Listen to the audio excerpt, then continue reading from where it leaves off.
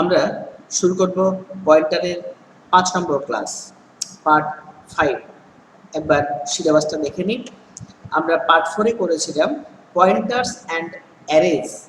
আজকে পার্ট 5-এ করব array of pointers. চলে যাব সরাসরি প্রোগ্রামে।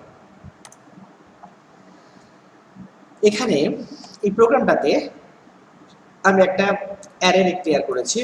অ্যারে 4 সাবস্ক্রিপ্ট আছে 4। এটা একটা pointer type array. Pointer array integer type, pointer array integer type. আর 4টে ভেরিয়েবল আমি 4টে ভ্যালু নিয়েছি, এ বি সি ডি 4টে ভ্যালু নিয়েছি, আই একটা ইন্টিজার টাইপ ভেরিয়েবল নিয়েছি। এই 4টে স্টেটমেন্ট তোমাদের কাছে একদম পরিষ্কার। a0 ইকুয়ালস টু অ্যাম্পারসান এ, অর্থাৎ এ ভেরিয়েবলের যে অ্যাড্রেসটা, সেটা স্টোর হচ্ছে AR0-তে। পরিষ্কার। নেক্সট বি ভেরিয়েবলের অ্যাড্রেসটা স্টোর হচ্ছে AR1-এ, সি স্টোর হচ্ছে AR2-তে, ডির অ্যাড্রেসটা স্টোর হচ্ছে AR3-তে। আমি বারবার বলছি অ্যাম্পারসান মানে অ্যাড্রেস অপারেটর।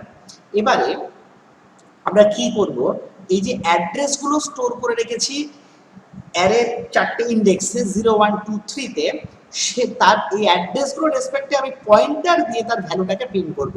আমরা জানি অ্যাস্টেরিস্ককে আমি বলেছিলাম ইনডাইরেকশন অপারেটর। তাহলে আমরা দেখে নিই i0 i less than 4, that is 0 to 3।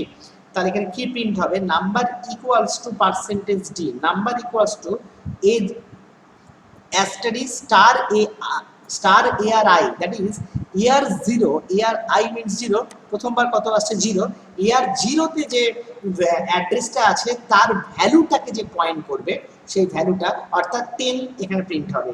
তারপর number equals to ARI means এটা 1, I1, AR1-এ অ্যাড্রেস আছে, কার অ্যাড্রেস আছে, বির অ্যাড্রেস আছে, তাহলে যেহেতু এটা অ্যাস্টেরিস্ক দেওয়া আছে তার ভ্যালুটাকে প্রিন্ট করবে।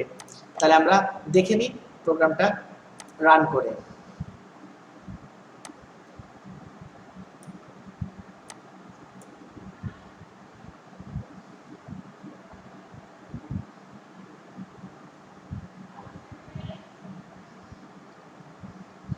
দেখো কি আসছে, number equals to 10, number equals to 20, number equals to 30, number equals to 40। অর্থাৎ AR0 যে কার অ্যাড্রেস ছিল, এর অ্যাড্রেস তার ভ্যালুটাকে পয়েন্ট করেছে।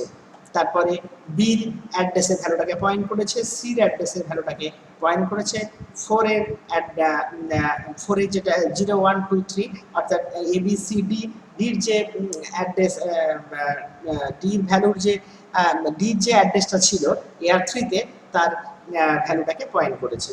ঠিক আছে, এটা হলো অ্যারে অফ পয়েন্টার্স।